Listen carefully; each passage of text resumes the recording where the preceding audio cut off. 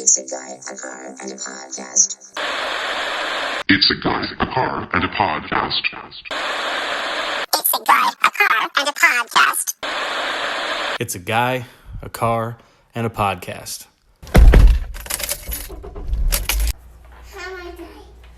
Buckle up.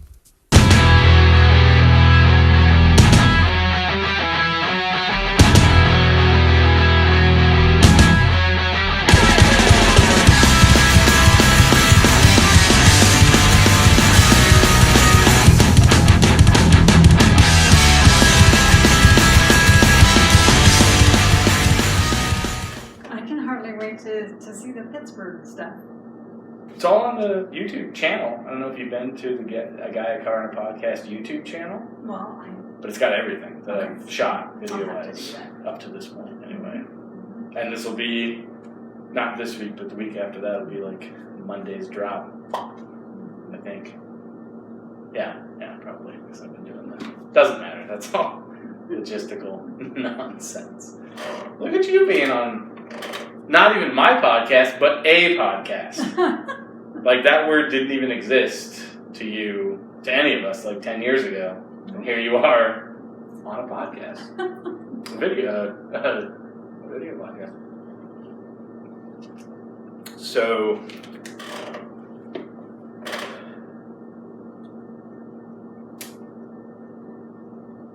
I've been thinking, leading up to this conversation, that I feel like I know a decent amount of stories about you, being your son. But, like, Dad is the kind of guy that I think enjoys telling stories about his life. So we have been audience to those stories many times. So we know a lot of those stories pretty well. You have never been the type of person, from my observation, that fights for attention. You don't. You just kind of enjoy what's happening in any given room. So the stories that I've heard about you, I haven't heard like multiple times. So I feel like a lot of what you probably talk about today is going to be like just new information to me, either because I forgot it because it's a story I haven't heard for 20 years, or because you just never, that I know of, have ever been in a situation like this where you've ever just talked about yourself for like a while. So I'm super interested and curious about, I guess, where we go and what we do here. But, I mean, for people that don't know that are tuning into this is my mother. This is Linda Blaylock. And because of your father's funeral, I've been to where you grew up. Like, we drove by that house while we were there burying him. So I've seen it, and I've seen, like, his old camera footage shots of, like, you when you were 12 and stuff. But, I mean, as far back as I guess you can remember in the right here and now, like, what are some of your earliest memories of growing up in Indianapolis, Indiana? I can remember the earliest memory that I have is when I was about 4. I woke up and I couldn't remember anything before that moment of waking up. Wow. And like the moment you came online and we're like here. And it was really strange to me because I literally couldn't remember, like, you know, being put to bed the night before or anything earlier than that moment. It was just really weird. Like off-putting or just strange? Like, were you afraid or concerned or any? I wasn't afraid or concerned. I was just curious. Yeah. That I couldn't remember anything before that moment of, you know, like waking up. And I remember, you know, getting out of bed and going into wherever my mom was and asking. And I think she might have been on the phone. I really don't remember. But anyway, I got her attention and I said, you know, I asked her, like, I can't remember anything like, you know, last night when I went to bed, like, you know, and I was 4, so who knows how I asked her, you know, as a child. But I was just trying to get anything that would, like, trigger my memory of life before that moment. I mean, that's almost Lucy. And I mean, she has a special way that she talks, but to imagine that human coming up to you and being like, yeah. what happened last night? Like, yeah, it's like, I could not remember, like being put to bed bedtime stories or somebody giving me a kiss or tucking me in, or I couldn't remember like the next, the prior day or who I was playing with or, none of that. Mm-hmm. It was just when I woke up that morning, it was as if life began. Mm-hmm. And I figured life began before this, right.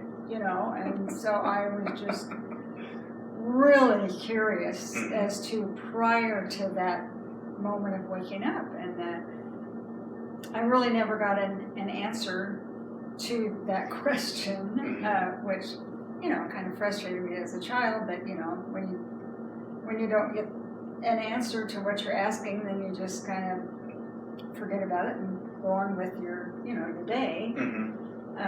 But that's my earliest memory, is waking up and not being able to remember anything the night before or prior to that. So I guess maybe just to, because I didn't think about it until you just mentioned that, one of the stories about you Mm-hmm. that always makes me smile is you and your brother's names. Yeah.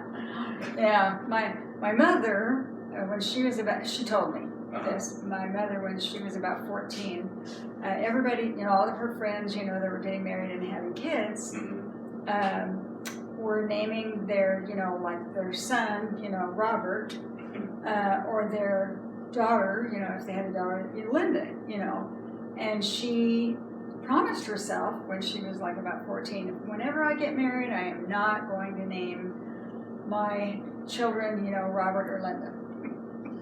And then she met my dad when she was like 16, 17, and she really liked him, and he really liked her, and they started dating, and then they got engaged and got married, and then she had however long after, let's see, they got married in August, and my brother was born the following year in November, so they've been married over a year, and my brother was born. Well, my dad's name, of course, was Robert Edward Newland, and of course they, had a son, and they thought it would be neat to name him after, his father, and so she ended up naming her firstborn son Robert Edward Newland Jr. And I knew he was a junior. That's interesting. yeah, well, actually, he has 2 birth certificates. He has the second, and he has junior. Really? He does. He does. He's got 2 birth certificates. One of them says Robert Edward Newland the second, and the other one says Robert Edward Newland Jr. So, wow. Anyway, I hear, talking to my brother, I've heard about that often. Yeah. But anyway, so then, they had their baby boy, and almost 8 years later than I was born, and they had they had a name. This is the story I was told by both of my parents. They figured that they would have a second boy. You have one boy, you probably have another boy, and so they didn't have a name picked out, a girl's name picked out, thinking that I may be a girl, and so I was supposed to be Richard Eugene. And that was back in the days when they didn't do, like X-rays or, anything like that. And so you didn't find out what you were having until I was born. Yeah. And so I was born. It was like, oh, this name is not going to fit this baby. And so sometime later, the nurse came in to check with my mom to see what they were going to name this baby. And she said that there was a popular song on the radio playing when the nurse came in. And it was the popular song in that year of Linda. And so she said, let's name her Linda Jean. And so that's how I got my name. So I was named after the popular song Linda. By who? I don't know that I have no familiar idea. with. I'm going to have to look it up. I have no idea who it was by. By the year that you were born, I'm going to have to look it up and see if I can figure out what song Yeah, I've it heard was. it many times. Yeah. I've heard it many times. It's a really pretty song. But I don't know that I knew the Richard Eugene thing. Did they just take Eugene and turn it into Gene for your middle name? So at least like it was I don't know. related? It could be. I don't know. I know that my Uncle Bud's middle name is Eugene. Oh, So okay. it could be that they chose that. They chose Richard Eugene because of the initials. R-E-N would be the same initials as my brother. But I surprised them. Wow. So I was like, okay, nix on that. That's not going to work.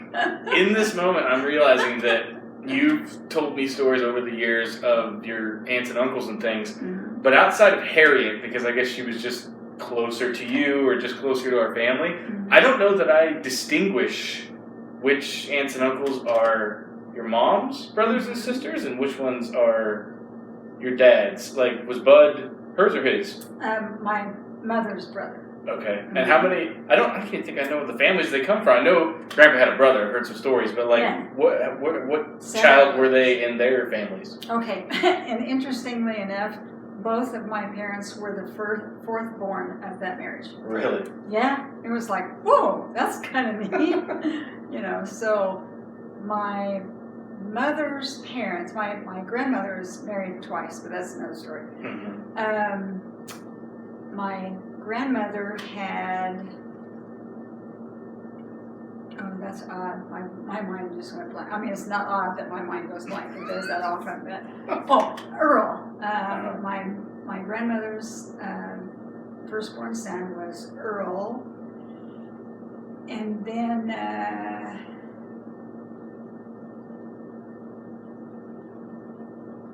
I'd have to get It's all out the gone, genealogy to find it. But Do you know the number though? Like how many total children there were, and what of those children she was? What number? She had, my grandmother had 7 by that marriage. Okay. She had,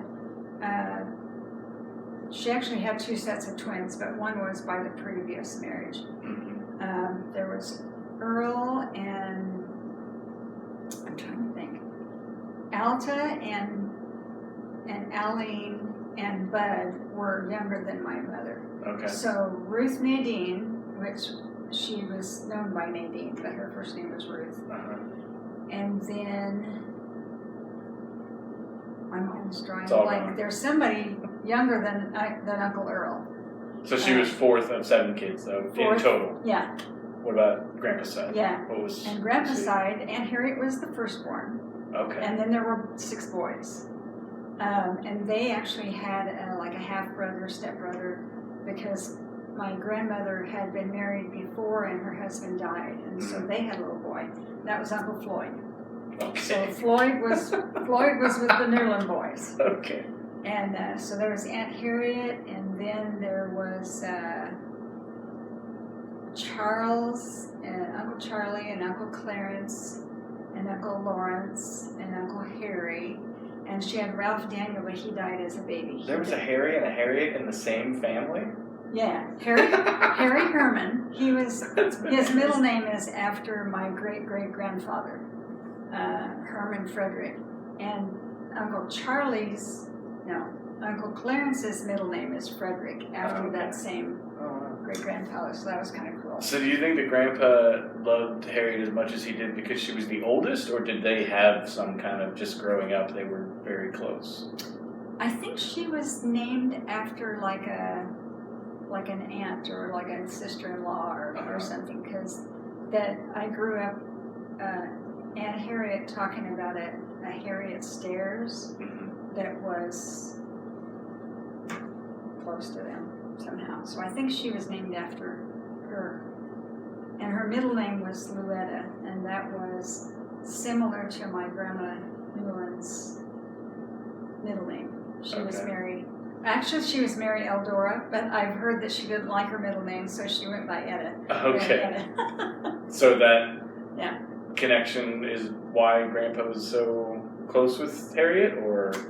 Aunt Harriet was the oldest of all the kids, and so she was, she was their older sister, and so she was kind of the glue of the family. She was kind of like the, when my grandmother passed away when I was 15, she was like the matriarch of the family. you know, and so she just was close to her brothers. So were both of these sides now of your aunts and uncles geographically close? Did you grow up around all these people? They were pretty much all the west side of Indianapolis. Okay. Yeah, so we would go, and as when I was younger, we would go and, you know, visit Uncle so-and-so or Aunt so-and-so, or, you know, kind of. And did you yourself have a relationship with these people, or you just go off and play while Grandpa and Grandma sat down and visited? No, we, you know, I was there with the visit. Some of them didn't really have kids like my age, and so I just kind of, you know, hang out with the grown-ups.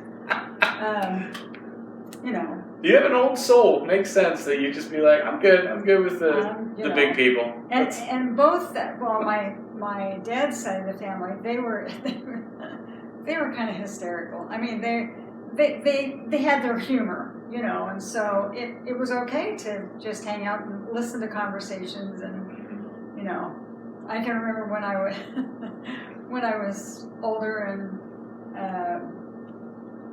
I think it was maybe when my mother passed away, and, you know, went back, you know, for the funeral or whatever. I can remember being around a round table with my aunts, several of the aunts and uncles, you know, sitting around it, and you know, I'm obviously younger than them. They were like, I don't know, in their 70s or whatever. And I can remember sitting around them, and all of a sudden I said, you know what? I see a pattern here. I see, you know, pretty much all of you guys, you know, have had. You all have bifocals, you know, and pretty, you know, all of them had, you know, I can't even remember some of the, you know, health changes, you know, whatever, that they had gone through. Oh, hearing aids. Oh, yeah. Bifocals and hearing aids. Yeah. I said, so does this mean by the time I get to be your age, I'm pretty much going to have bifocals and hearing aids? And they went, pretty much, you know. You've survived the hearing aids so we far. We all just laughed, you know. I mean, that's just, my aunts and uncles, it was okay to be hanging around them because they just had interesting conversations. But you know, I cut it out of their interview, but I'll say it now because they probably won't watch this. The Camerons, the very first part of the interview, like they were just getting comfortable. Yeah. And Sister Cameron, I've learned things about her over the years that just blow my mind. She has a hearing aid. Oh, okay. On one side. And I'm just, because to me, she's just kind of a beacon of like youthful, motherly energy, just always has been. And like when at the visitor center, when we'd hang out and stuff, I don't even remember where in the conversation it like slipped out. I think she was talking to one of the other young sister missionaries or something, but it came out that she dyes her hair, and I was like, shut up. Your hair is that color, you're an honest woman, you would never, and she's like, no, it takes a lot to keep this. So it just, it delighted me. Not delighted me, it just, it made me smile to be sitting there, and she's just like, she's talking about like, even with the hearing aid in, like if people talk at a certain frequency, she just got to learn to read lips because she just can't hear it. It's just funny. They're calling apart. So, lots of family trips and lots of getting to know those people. Visiting and stuff, yeah. From the coming online moment of 4 years old, can you remember like when you landed in kind of your first like hobby or your first interest where you got into like drawing or dolls or something? I don't know. What was your first like? I grew up loving to play with dolls. Yeah. You know, like baby dolls and, you know, stuff like that. Playing with in the sense of pretending motherhood, or yeah. And the girlfriends that I had, we played with dolls and stuff. And the first house that I remember was on Creston Drive, and my parents bought that house when I was like 2, so I kind of like early growing up, grew up there, and right about kindergarten time, I met a girl down the street whom I'm still in contact with, Carla, and so, you know, we played together and stuff, and then sometimes, you know, we did like board games or, you know, jump rope or. Do you remember what board games were around back then? Anything that's still around? No. Like Candyland, or was might that have been like too? Sorry. Sorry's an old game. Sorry's an old game. Yeah. That is an old game. Yeah. Like Yahtzee or something. A couple of 6-year-olds are just. Yeah. So, Wow. Okay. So Carla and I'd get together and play dolls or like I said, jump rope or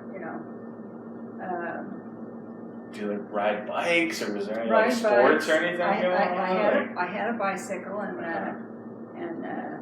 learned to ride a bike and. I mean, I guess the weather out there would be a nightmare for riding bikes. Like, there's a month out of the year that you could probably enjoy riding a bike. You don't ride bikes necessarily in the winter because the snow and the ice and whatever. I mean, when it melted, you'd be okay, but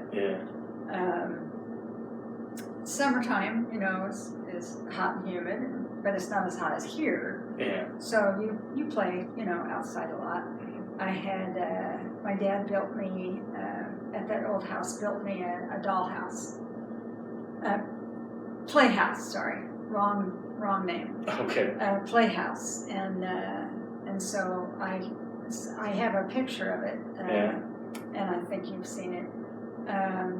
There was a little boy next door that was just maybe 6 months, a year younger than me, and his name was Eric, and he and I would play sometimes, and I have a picture of me and Eric standing in front of the playhouse, that many years ago. You'll have to show me later. I don't think I've seen these actually. Yeah, That's and Debbie's seen it. When they were talking about building Lucy's playhouse, I had one. My dad built it, and it was sitting right in front of the garage, outside. Debbie's the one of your children, I think, that when you look at younger pictures of the two, you and Debbie look the most alike of all your children as kids. Yeah. So that was, I went to like an in-home kind of kindergarten down the street, and then went to elementary school when we lived at the first, second, and third grade at Garden City Elementary School. Did you like school? Did you like school? Academics, School. Curriculum, and school's okay. homework, I and enjoyed my teachers. I don't remember as a young child having like homework or pressures like too much homework at that age. And then no wonder all you people are so chill. Nobody was beating you over the head with expectations from 10 years old. And then when I was 9, well, it was probably a few months before that, but my parents decided to build a new home further west in Indianapolis, and so they picked out a lot. I can remember going with them to the construction, the guy that the office to but it was actually in his home. We went to his home, and they were talking, and I was playing with his daughter in the backyard. Meaning he was a friend of the family, or you just no? He was just. I I guess they shopped around and thought that they liked this particular area, and it was a new housing addition. I think there was only maybe one house that had been built in this whole area. So they picked out a lot, and they picked out what kind of brick, color bricks and whatever. And knowing Grandpa as like the 70-year-old man that I met when I was a kid, I can't imagine him not involving himself in the building of a home that he was going to live in. He didn't involve himself in building it, but he made movies of the construction. Did he? And I'm not sure if we still have those movies. I mean, but I can remember watching, the movies and pictures and stuff of the house growing up. This might be like a side conversation, but since I've seen some of the old home movies and he would shoot driving down the road and just different things, did you and Grandpa ever go to movies together? Did he like films? Did he like? He did.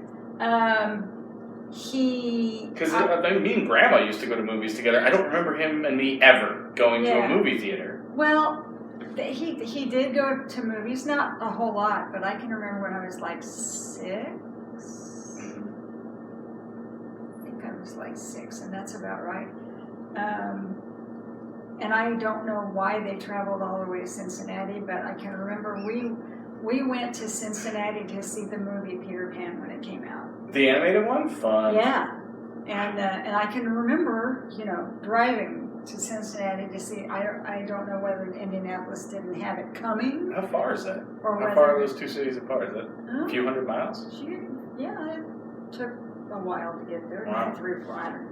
Yeah. However long. When you're a kid, you don't. And that was something he wanted to do? Like, he was really interested in It must have been him and his mom decided, let's take Linda and go see Peter Pan. Him and his mom, so your grandma. Your dad and your grandma went?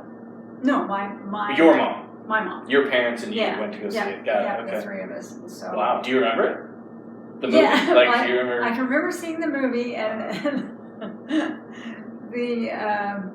I can remember that night having a dream and dreaming that I flew with Peter Pan. Oh. And I can remember, we were flying around, like Wendy, we were flying around, and we went under this, bridge, this overpass kind of thing, and I got stuck underneath the bridge. Physically, or you just couldn't, move any farther? No, I got stuck in the dream. And I don't, the video game in your brain just had no information to create more scene after that. You're like, nope, this is where it ends. I can remember being stuck underneath the bridge, and it was like, man, this is... The only reason that I know that Peter Pan premiered in 1953 is because I've been trying for a long time to write a joke that involves Tinkerbell, and so it's a weird factoid that I just tried to... That's the year that your dad was born. So your dad was born the year that Peter Pan came out. Oh, good times. And I was about 6. So, as far as you know, that's your only memory of going to see a movie with Grandpa, was Peter Pan? Yeah. Wow. So, yeah. Well, what do you think, or have you ever thought about, why was he so into shooting movies and or just making home movies if he didn't have any other connection to the art form? Did he and your mom ever go to movies and you just didn't go with them? It was a date night thing, or? It was later. I guess back then, drive-ins, I don't know, it was just a different... we went to drive-in theaters. We didn't go to the indoor theaters so much. Oh, so you did actually go to movies. It was just drive-ins, and so you were in the back seat and just didn't connect to him enjoying the material. With the speaker hanging on. Yeah, with the speaker hanging on. And he's in it. Was he working at Chrysler then? So you were driving a boat, a hoopty of a Chrysler? Yeah. We always had a Chrysler. Oh, that's great. And there was back in our kind of sort of neighborhood. It was it was on 10th Street, so it wasn't that far away. It was west of High School Road, probably on 10th. Anyway, it was actually on High School Road. Sorry, it was actually on High School Road. But anyway, it was between Rockville Road and 10th Street, and it was Westlake Drive-In Theater, and it was a really nice one. Yeah. And And when you say nice one, I mean a drive-in's really just a dirt lot and a giant screen. There's not amenities-wise. Did they? They had gravel. They didn't have.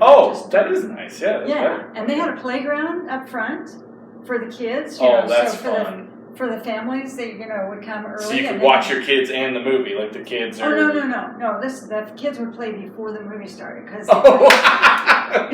they're like, don't interrupt. You have to wait till it gets dark before you can shine. Oh, that's true. Shine the movie on the screen. I mean, so that made that made it an experience. You would go for the evening. The kids would play, you'd eat, and then as the sun went down, wow. Wait, you know how Grandpa was always early? Yeah. Anywhere. Yeah. Early. Okay, so the box office, the drive-in, the screen, it has a big sign that you drive past. Here's the road, and here's the big screen said Westlake, Drive-In Theater. And on the other side is the screen that you see. That makes sense, yeah. So you drive into, and here's the big screen. You drive into, and you get, and they had a little box office, in the driveway kind of thing, the entrance. And we would get there before the box office opened. We would be the first car waiting for the little guy to walk out there and open up the door. They must have hated him. We must have been there like 5:30. I don't know. Anyway, we was always there early, and that's fine. So we just chill out. They would read the paper, and I'd bring my dolls and, whatever to keep myself occupied while we're waiting for the little guy to come out to open up the box office so that we could buy our tickets so that we could go in and park. But it ended up being really nice because we got there early and they had a snack bar, but it was like they had a lot of variety of things that they had fried chicken and they had fish and they had hamburgers and hot dogs. Yeah, that sounds like a lot more than a snack bar. Well, it was called a snack bar, but that was... But it was full on kitchen and the whole nine, yeah. Wow. And so we would get there and we would park, like in our favorite spot because we were the first ones in.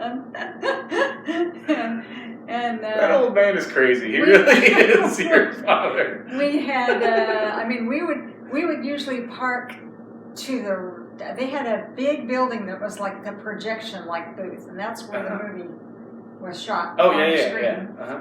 And we would park usually to the side and in front of the projection building, and so that's where we usually park. That's our favorite spot.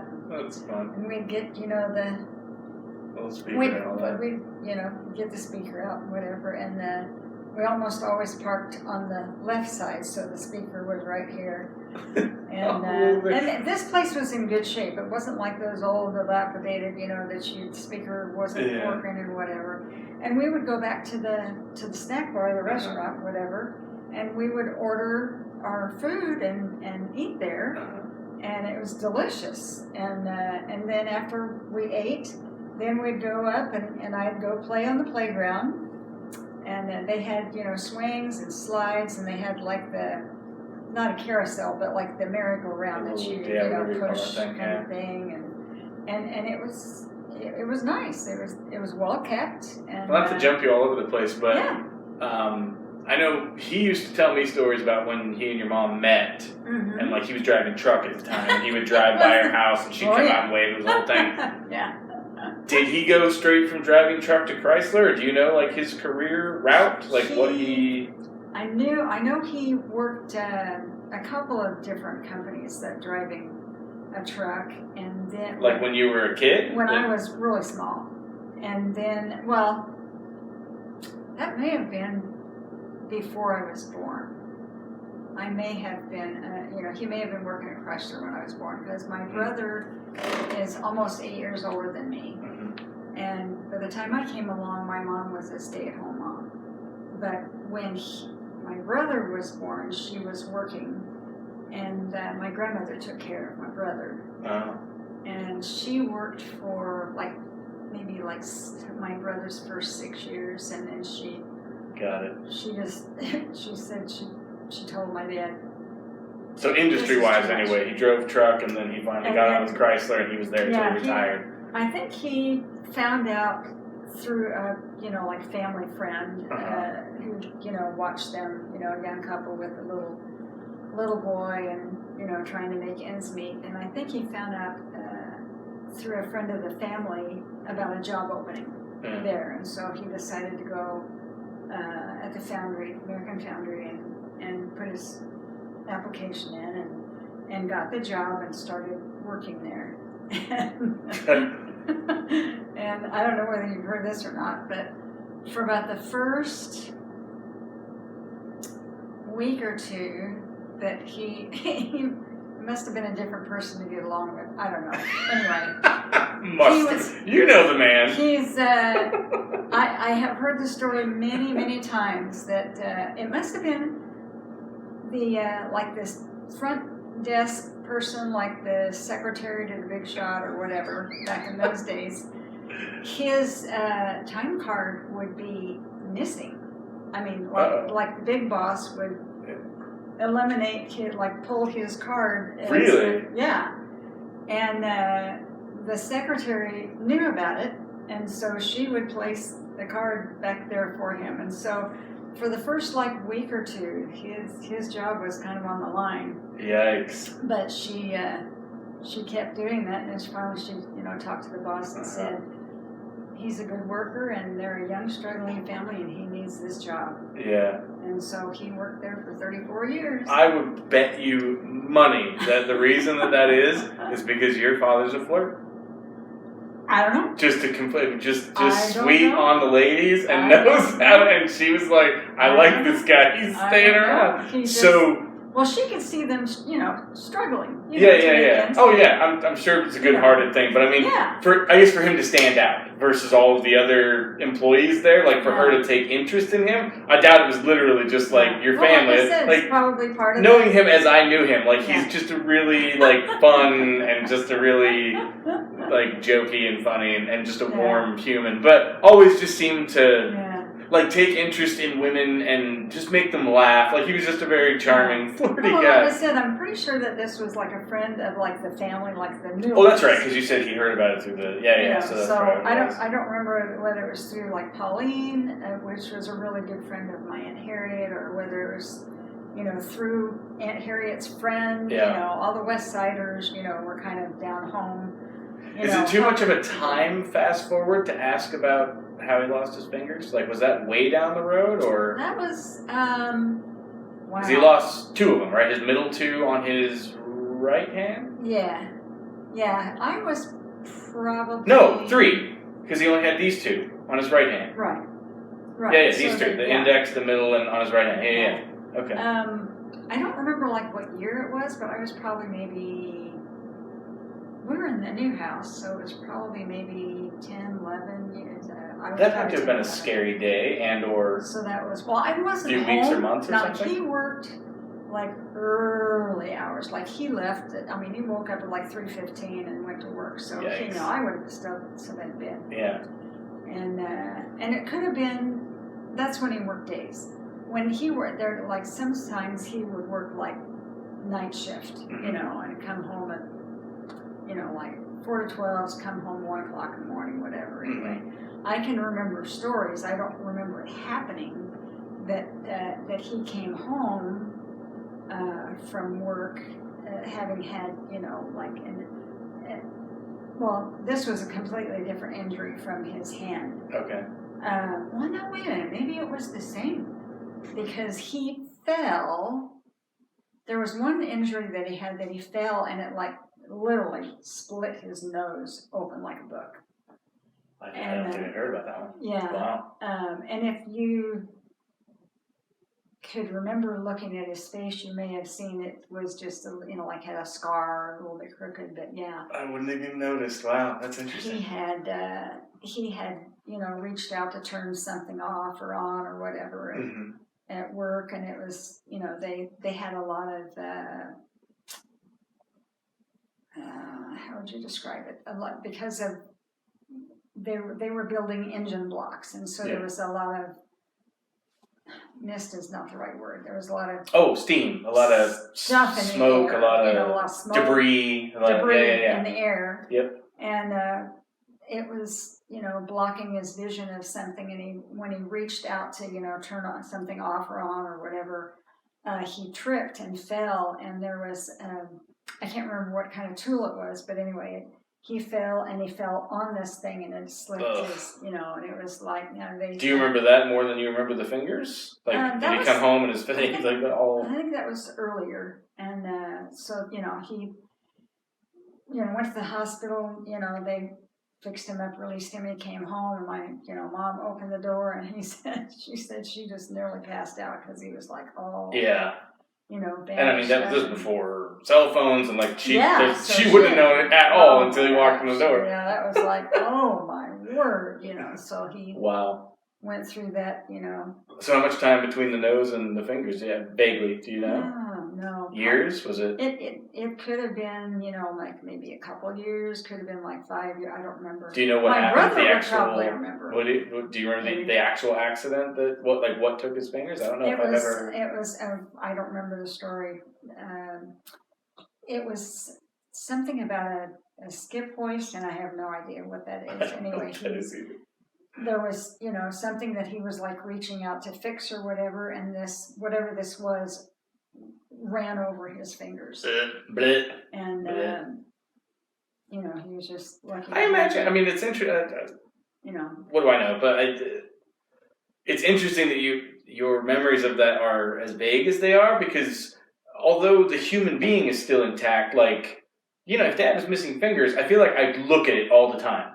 I mean, as I'm talking to him, I would just find myself just every now and again just look. Even Grandpa, like, I would look at his his nubs often. Yeah. And think so. It's interesting that you didn't have like a, I don't know, daddy-daughter some kind of trauma connected to it. It was, you know, it was just part of what he did, you know, as a living, and you know, that didn't stop him. I can remember him going through like legal, not necessarily legal, but like insurance matters of like workers' comp kind of stuff. Yeah, workers' comp. Like the company, because it was a work-related thing, they needed to compensate him for what he had lost, and which, I mean, and so they say, you know, having a thumb is half a hand. That makes sense. Opposable thumbs. Incredibly That's important. part of what makes humans unique. So they, you know, went through insurance, you know, meetings and matters to make sure that he wanted to be compensated for what he had lost. Yeah. You know, and so he wanted to make sure that it was fair.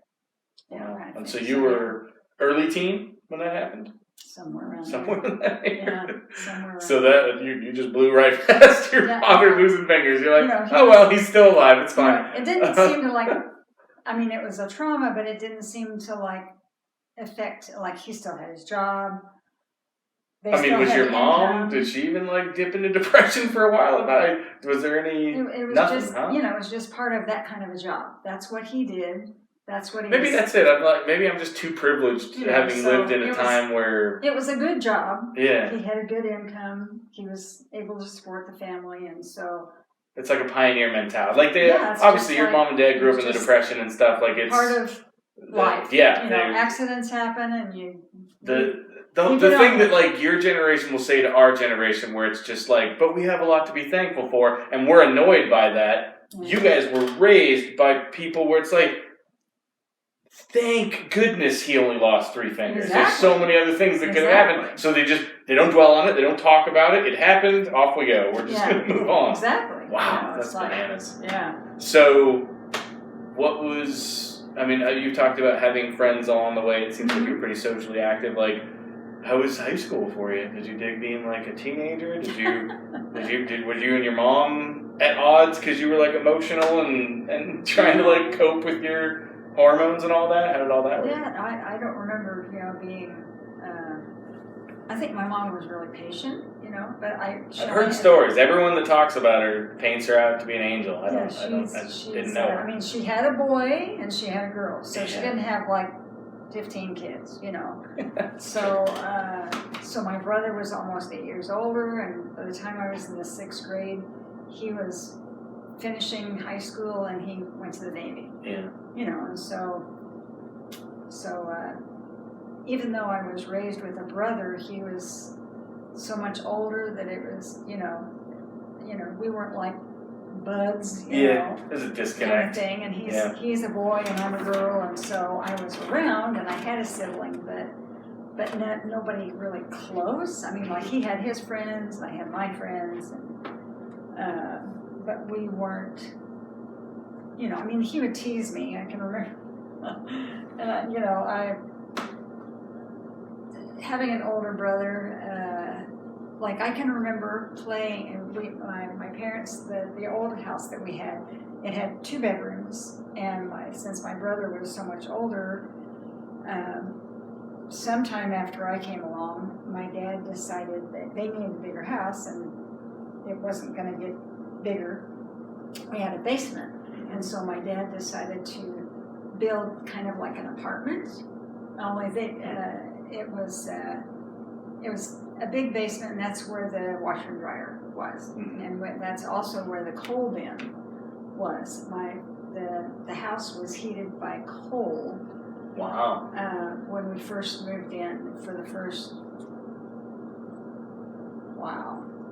maybe 4 years or so, and so I don't remember my dad having to go down and, like maybe every night shovel, coal in it. I don't remember any of that. He probably did, because that's the only way it would have gotten in the furnace. But I don't remember that. But I remember opening up. I remember being there when the coal bin door, because it was like a huge room, open, and it was just black and dark, The things scary movies are made of, for sure. But my dad built on the other side of the basement. He built like a bedroom in the back, and then kind of like a living room. My brother had a couch and like a TV, Oh wow.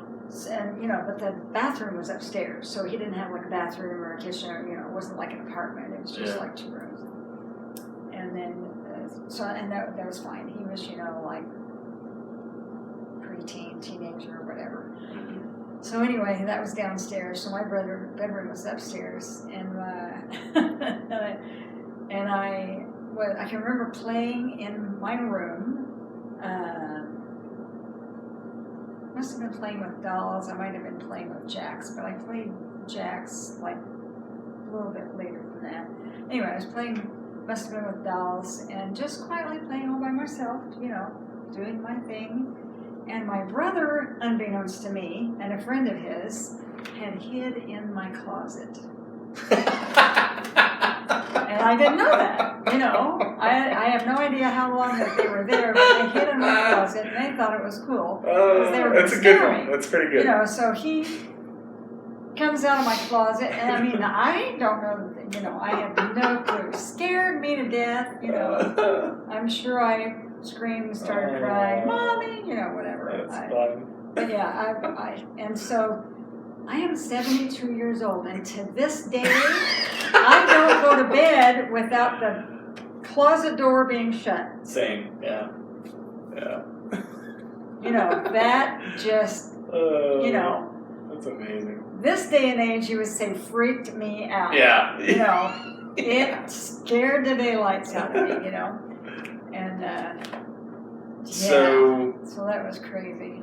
From I guess your teenage years in high school into, I guess, post high school and stuff, do you have any especially fond memories, or is there any events or any people or anything that happened that you still look back on?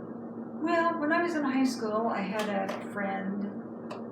There was one house between her house and my house, so we hung it. I had her early on, probably like 4th grade, 5th grade, whatever. We kind of grew up together and played together. We played dolls, and then after you kind of outgrow dolls and you do the board game or stuff. I used to like to comb her hair, and she liked that, so we'd get together and just talk.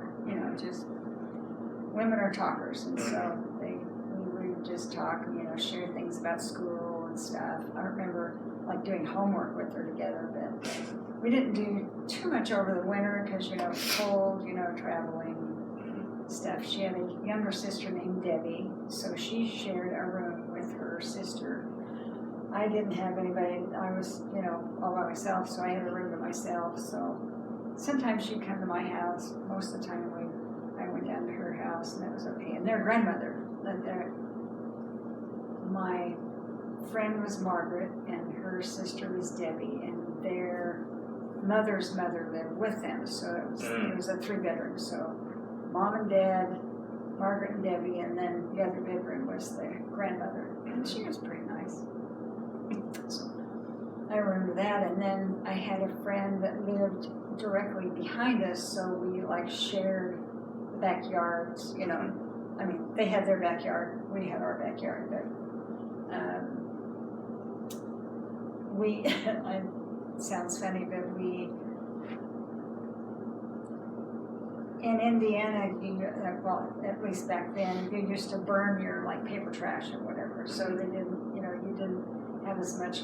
We had a garbage disposal, so you didn't have as much, trash kind of stuff. And so my dad would, I don't know, every now and then, when he had, because of his job, had barrels, metal barrels that were available to him. So he would bring home a barrel, and they would sit it in the middle of our, like, on the edge of the property, so that we shared it with them. So whenever whatever family had trash to burn, you'd go out and put it in the Which is a really like barrel, subtle but interesting example of your dad. Yeah. Like, even as I knew him into his 70s and stuff, like, he was just always trying to find ways to just make other people's lives easier. Yeah. And I guess it's partly because he lived in a senior community, and so most of the people weren't as like functional, I guess, as he was, but he was just always taking out his neighbors' trashes, or just always trying to do anything he could to make life easier. And again, maybe that's growing up in the Depression, and just, you gotta So we pitch you in. know, my dad provided the barrel, and so they'd burn their trash and we'd burn ours. And that was fine. And we had the lady that lived between me and Margaret, she was, it was a daughter and a mother. And so the daughter was an adult woman. She'd never married. She took care of her mother. So that it was Mrs. Sproat and Ruth, her daughter. And so he would, help them with different stuff, fix it or whatever. And sometimes maybe mow their lawn or, whatever he had a riding mower. So he'd, kind of help them. I mean, that sounds like a luxury. I'm guessing riding mowers weren't just normal for any household to have. He got probably one of the first ones. And, I can remember him, doing the old-fashioned, Yeah, the push mower. Yep. push mower. Mhm. I can remember him having that, and then getting an electric, not electric, but gasoline powered one. Getting that thing started, mowing the lawn. We always had grass. Yeah. So he was out there, and then riding mowers came along, and then he was down with that. He was a saver. He was a money saver, and if there was something that we needed or wanted, that's, he hated credit. And did not want us to have any credit cards. My mom had a credit card with a department store, and she would occasionally use it. If I needed school clothes or whatever, and it wasn't in the budget, she'd go and he paid the bills, and so when the bill, she on her credit card, I can remember when the mail came. She was home, so he wasn't there. So when the mail came for her credit card, she would snatch that up, and she'd go down to the grocery store and buy a money order, and she'd make sure that got paid. Dad didn't know about it. She had that credit card for years, and once in a while he'd get a hold of that bill through no fault of her own, and he would hit the roof. And she would go, I don't do it. So they'd pay it down. I mean, she didn't ever go crazy or anything. She was frugal, but she felt like if she needed it, she needed it. Yeah.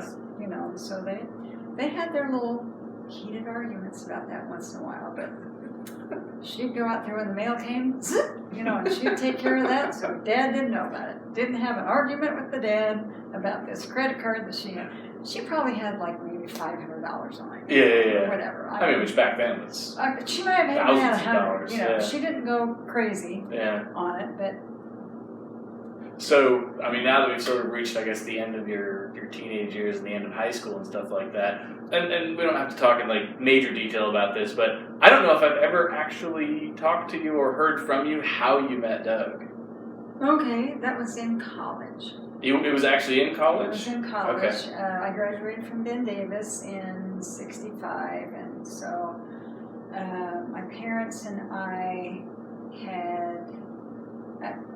we, talked about what to do, after high school or whatever, and they were, and my Aunt Harriet, we were close and had a conversation, and so. And I mean, I'm guessing neither of them had post-high school education. No, in fact, your grandpa never graduated from high school. Really? Oh, it makes sense. He was probably maybe like sophomore. I don't think he even probably made it to junior year. Back then, people, left and went to work to help support the family. Yeah. They both had larger families. Which is impressive at the end of his life, because I feel like just observing Aaron, your oldest son, my brother, like, who claims that everything he knows he learned from your father, like, Grandpa picked it up. Like, he understood finances, and he understood interest rates, and he understood how to invest. Yeah, like, he didn't intelligent, need the degree to go out and figure it out and achieve anyway. The school of hard knocks and reading the newspaper and just keeping your ears open and conversations with people.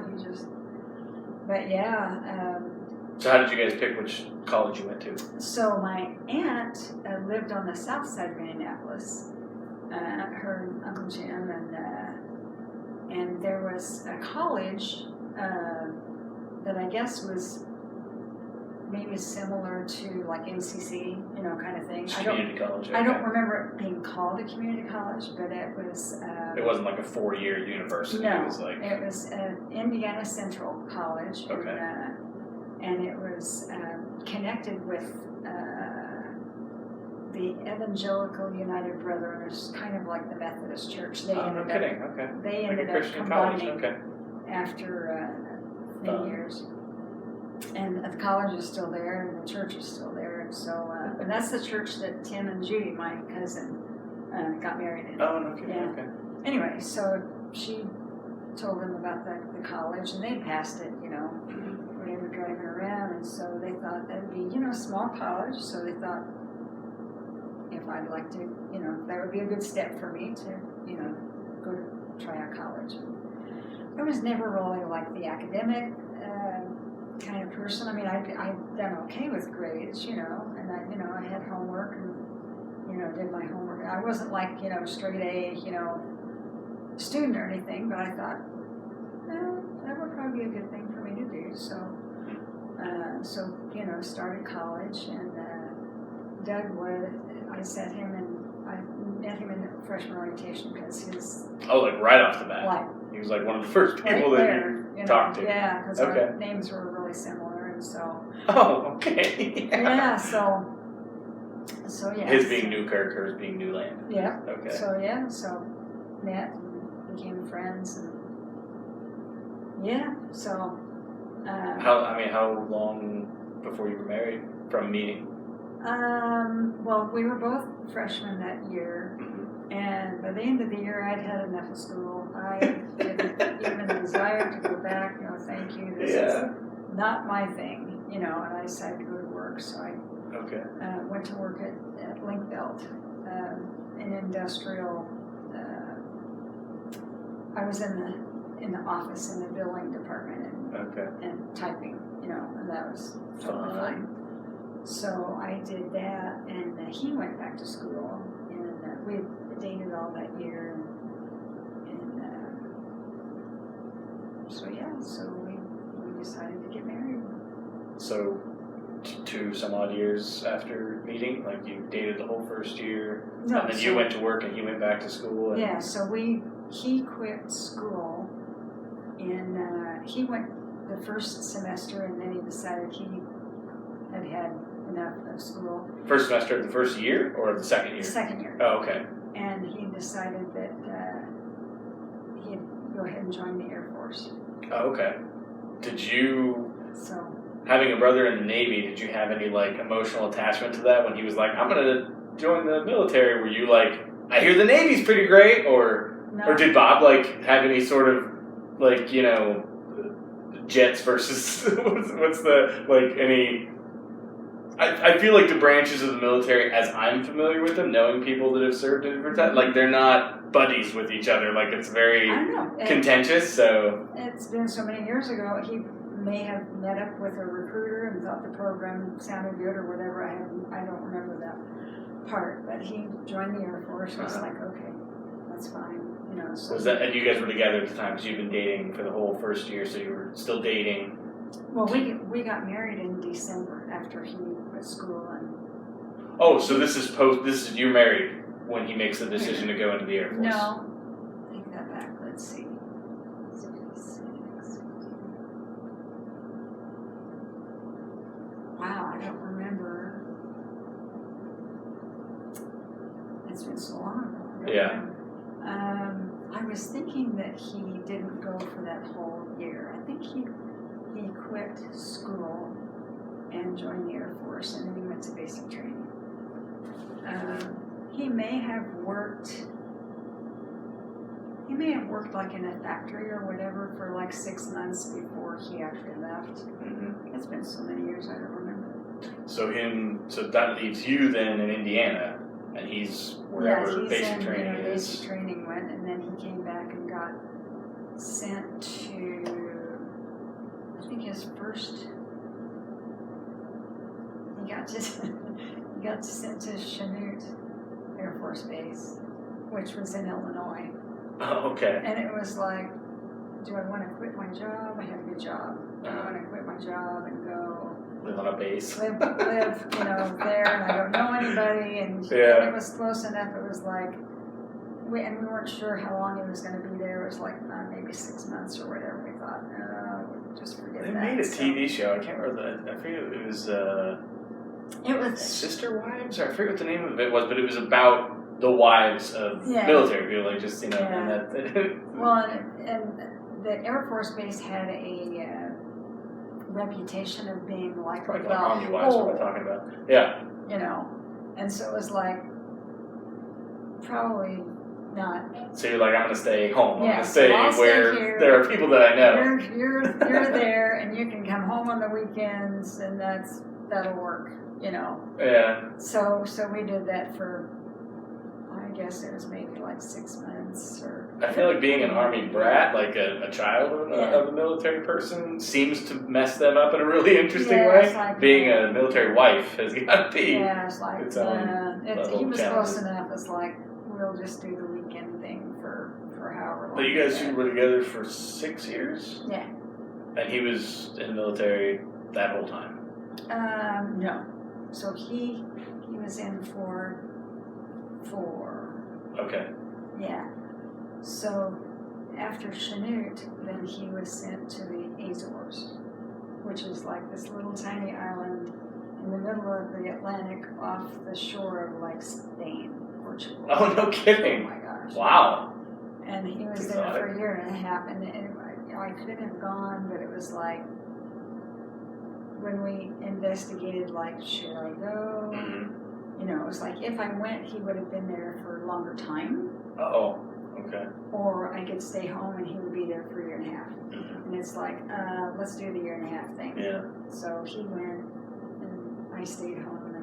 And that's like not coming home on the weekends kind of thing. Yeah, That's like you're there. Gone for Yeah, a yeah. long time. So That's I think hard. he got to come home like after 6 months for like, I don't know, a week or so. And, Yeah. it's just not, military life is not always real Yeah. pleasant.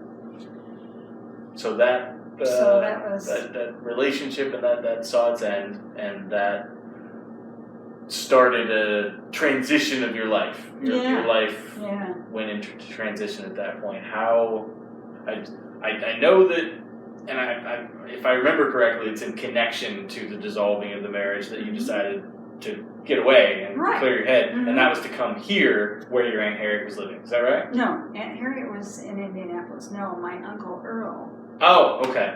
on my mother's side, Uncle Earl and Aunt Delma had Okay. moved here many years Uh-huh. before that. And they lived out here, and I thought, let's just start life all over again. Yeah. So, I mean, you're 26 at the time, so yeah, so I quit my job and flew out here and just spent some time. And they lived in Tempe, I think. Mhm. Yeah, yeah. I lived in Tempe and just chilled out with them. I think I was here for maybe like a month, 5 weeks, something like that. And just, I got off the plane and I fell in love with the Phoenix area. It was warm and dry. I'd left a blizzard. It was like, this is great. Oh my gosh. Warm, sunny days. I'm just soaking this up after, the cold and the blizzard and the snow and the ice and the... Yeah, it was like, oh my goodness, I could love this winter. And so I spent some time here and, just chilled out and hung out with my cousin Debbie. And Jeannie was married and gone, and Debbie was still at home, and so that was good. And then I went back for the divorce court. Oh, okay. So there was some time there, and so I went back and officially ended that. And then I got a job at AAA.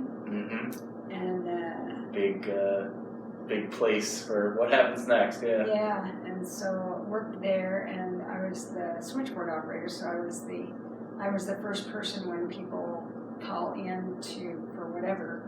I was the first person they talked to. Loved that job.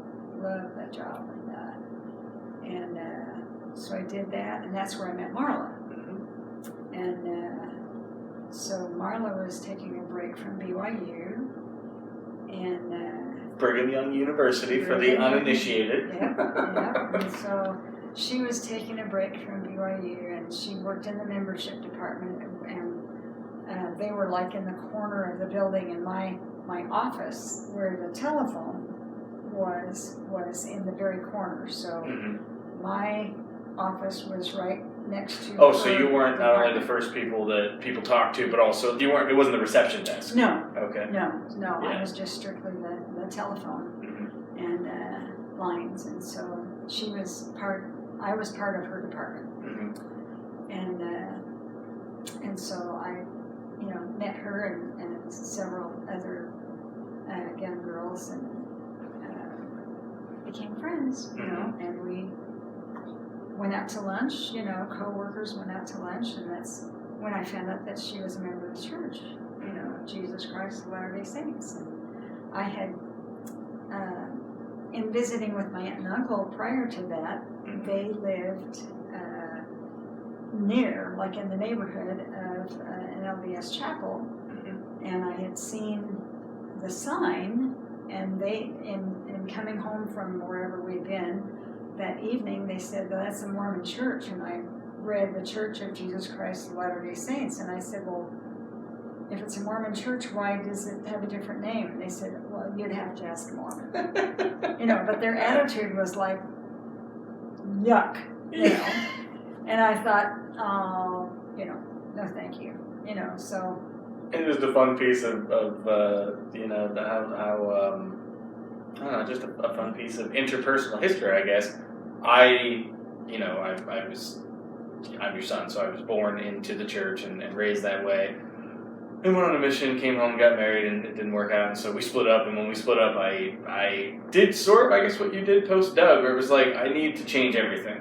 None of this is working, so I need to go somewhere else. And so I left the church, and I just lived a life completely separate from it. Fast forward 7 years later, a lot of things happened that ended up, sort of inviting me back, and where I was living at the time in Tempe, I just put my address into the church website and told me what building I would meet at. We found out much later when you actually went to visit me, like speaking at that building, that it's the same building that you could, the very first time you ever became aware that this church existed is the building that I went to for the year or two or whatever that I lived there before I moved on. So that was weird. That chapel was a new beginning for both of us. Both of us. Yeah. That was neat to find that out. Anyway, so you're at lunch with Marla. She's like, so we were at lunch, and I knew that she had gone to Brigham Young University, but having been raised in Indianapolis, I had never really met a member of the church that I knew of anyway. And so I said, why, Indiana has, Indiana University, Purdue University, Ball State, got good universities. And I said, why would you go all the way out of state when we have good universities here? And she says, well, that's my church school. And I said, oh, so what church do you go to? And she said, the Church of Jesus Christ of Latter-day Saints. Yeah. And so when she was saying that, I'm thinking, kind of like in my eyelid here, isn't that the same thing that was on that sign when my aunt and uncle said that's a Mormon church? And so I she must have seen like the puzzled look on as I'm reading the inside of my eyelid, kind of in my memory. And she said, I'm a Mormon. And I said, oh.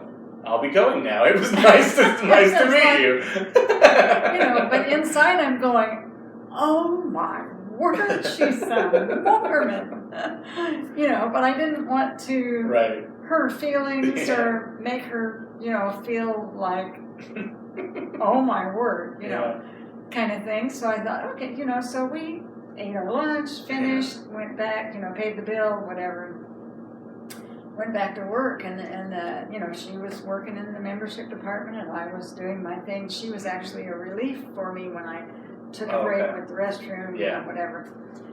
And so I just watched, and I had, I was in literally the corner of the building, so I had glass and glass, and so I could see the whole building. The whole first floor. That's some fun people watching right there, just watching people, watching the ants work, And so, I could very easily watch what was going on, I can see the movie in my mind where, like, the camera, like, it has her in the foreground, you in the background, and the focus is just kind of tilting back and forth. Okay, so I would answer the phone calls and push the button where it was going, and I would look just between the phone calls or during the phone calls, whatever, I would just study, people watch, and I watched her for a couple of days, and I thought, she looks like a red-blooded American girl like I am. I wonder what in the world they believe,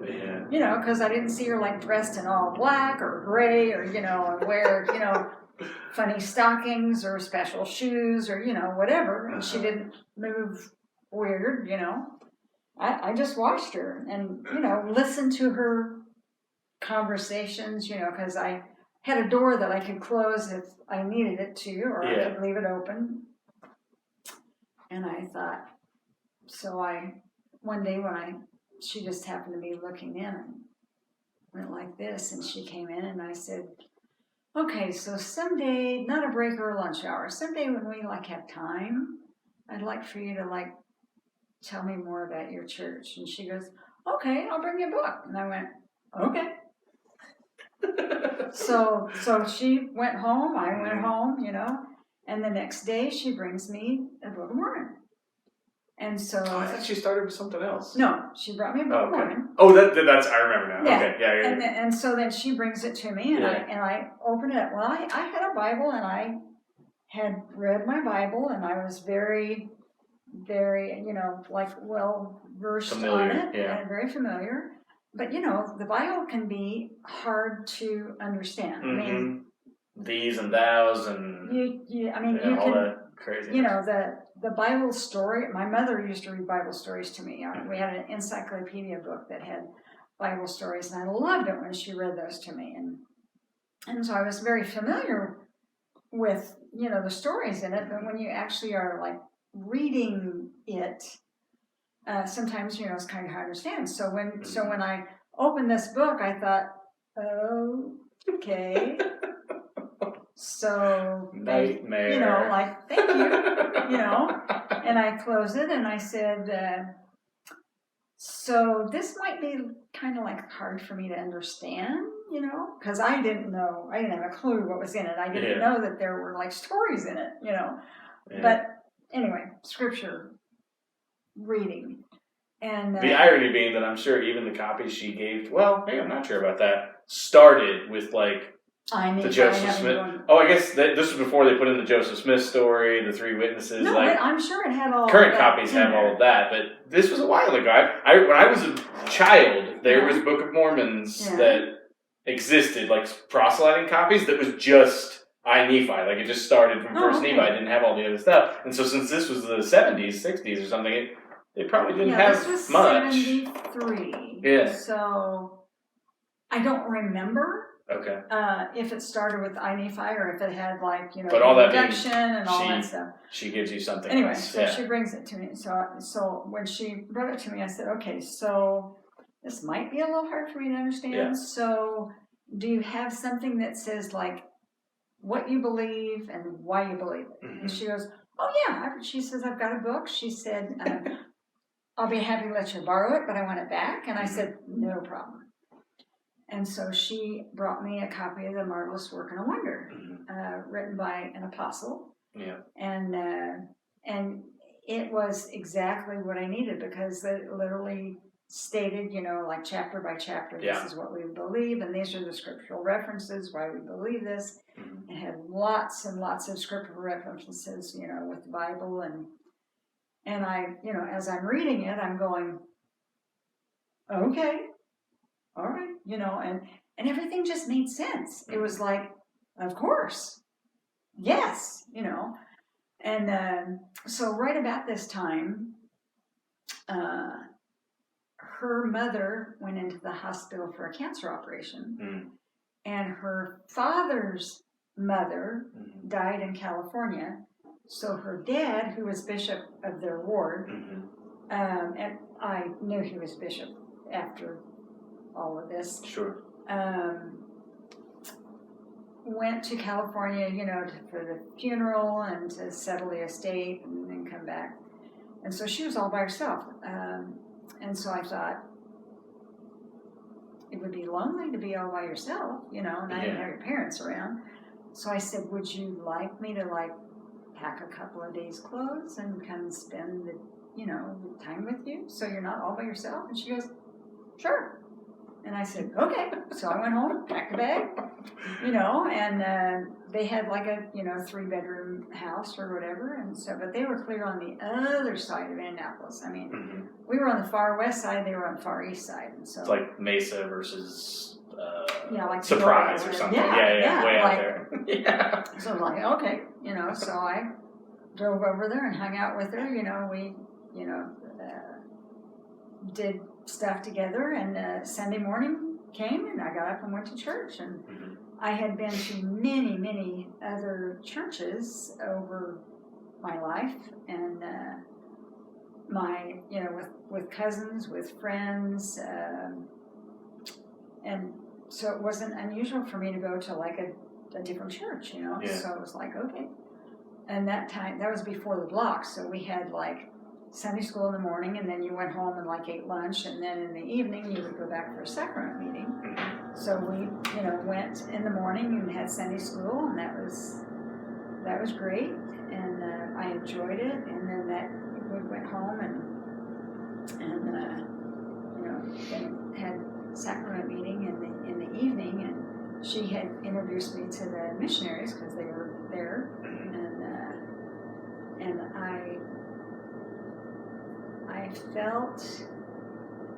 I can remember walking out of the parking lot and feeling like I had been home.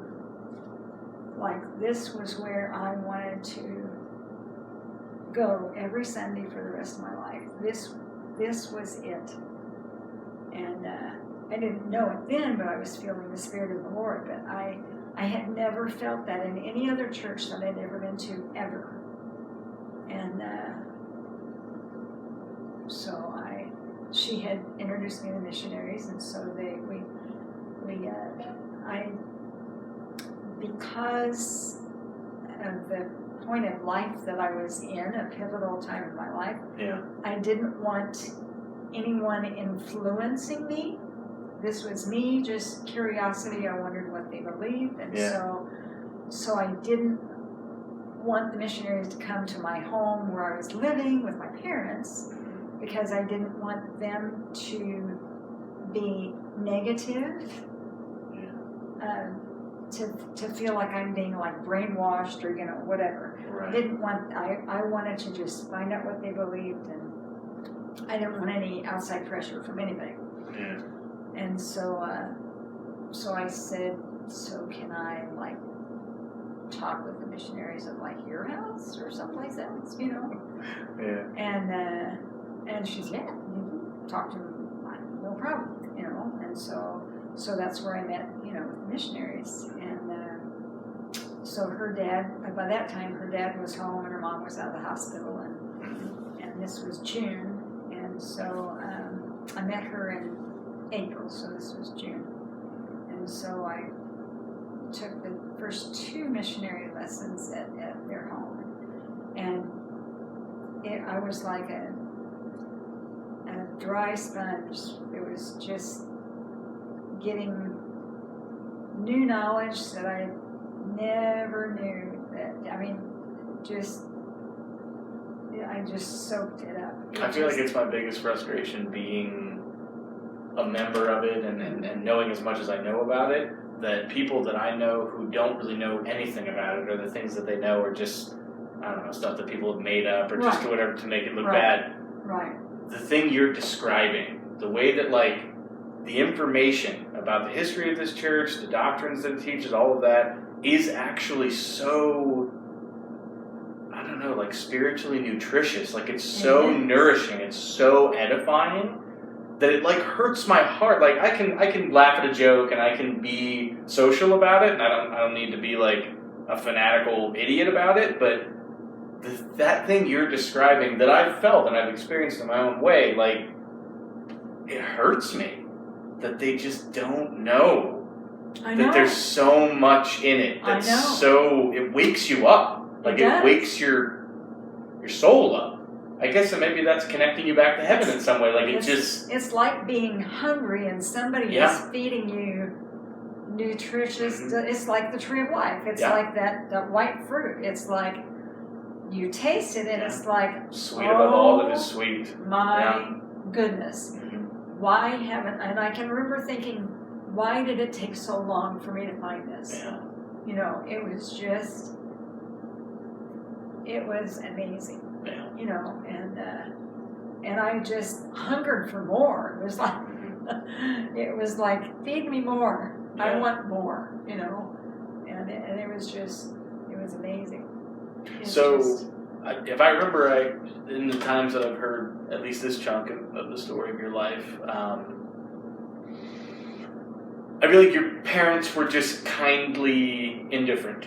They were just all right, do what you want. You're an adult, no big deal. They didn't, cheer you on, and they weren't negative about it. They were like, okay. They weren't. Cool. It was, I thought, okay, when I prayed about it and read the Book of Mormon, prayed about it, and prayed about all that I'd learned, I thought it was just like, yes, this is the truth. Yeah. Oh my gosh, this is and my first thought was, why hasn't this hit the headlines?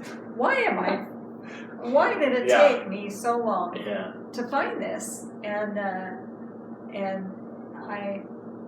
thought, yes, I'm going to join the church and be baptized. And I knew that Marla's dad had baptized her, as a child. And I thought, oh my gosh, that would be so neat, And I thought, well, my dad can't do it because he's not a member of the church. He does, that's not going to happen. Yeah. Doesn't have a priesthood, it's not going to happen. And I thought, and I had met Marla's dad, and he had been in on the missionary lessons, and just loved him to pieces. And he was a convert, so I had heard his conversion story from him. Yeah. And I just loved him to pieces, and so I went when I finally made the decision. I went over to their house. I got off of work 30 minutes early before Marla did, and so I left work and went over to their house, and her dad was there, and I said, so I've got a couple things to talk to you about. She said, sure, come on in, sit down. And so I talked to him about whatever it was that I needed to talk to him about, and then I said, okay, so I want to get baptized. At first, it was like, okay, I don't want to get baptized until I've learned everything. And he did exactly that. Yeah. He laughed and he said, he said, if you spend your lifetime reading every book that's out there, you would still not know everything. Right. That's not going to happen. And he said, no, it's a lifetime Yeah. thing, you know. Uh-huh. And I said, okay. So that nixed that, and I said, okay. Yeah. So I said, so I want to get baptized, and I would love for my dad to baptize me, but that's not going to happen. He's not even a member, not interested, Right. you know, whatever. I said, so would you baptize me? And he said, I'd be delighted to. I'd be honored to, you know. And I said, awesome, you know. So I met with the missionaries, and we set up the date, and they taught me the rest of the discussions, and I was totally okay with everything that they taught me. Everything just made so much sense. It was just like,